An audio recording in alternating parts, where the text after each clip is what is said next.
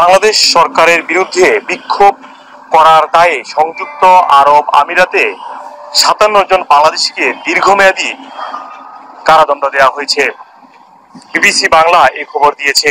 দুবাইতে আন্দোলনকে কেন্দ্র করে প্রায় ৫৭ জন না ৫৮ জন ব্যক্তিকে কারাদণ্ড দিয়েছে দুবাইয়ের আদালত, এবং কি দুবাইয়ের ভিসাও স্থগিত করছে, এবং কি যাদের ভিসা আছে অলরেডি তারা বাংলাদেশে, তারাও আর আসতে পারবে না, বন্ধ করে দিচ্ছে আপাতত।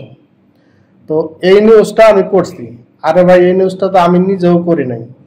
এই নিউজটা আমি বিবিসি নিউজে দেখছি, ইত্তেফাক পত্রিকার একটা সাইটে দেখছি, ইউটিউব থেকে আরো কয়েক জায়গায় দেখছি। আমি কিন্তু নিউজ ভিডিও বানাই না। আমি এটা বানাইলাম কিসের জন্য?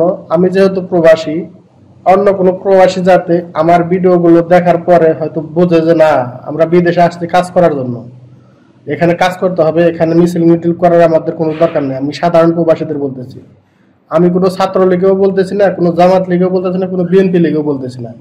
আমি সাধারণ সাধারণ যারা প্রবাসী তাদেরকে বলতেছি। সুতরাং এখানে আমাকে গালাগালি করতেছেন অনেকেই।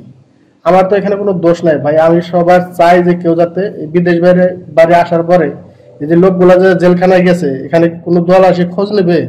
বিএনপিও খোঁজ নেবে না, আওয়ামী লীগেও খোঁজ নেবে না, জামাতেও খোঁজ নেবে না, কেউ খোঁজ নেবে না। সুতরাং আমাদের জীবন, আমাদের অনেক ভাইবা চিন্তা কাজ করতে হইব।